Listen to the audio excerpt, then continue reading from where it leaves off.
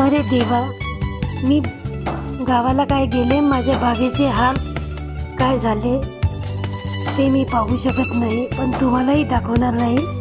हे स्लॅबवरचे आलू आहेत बघा.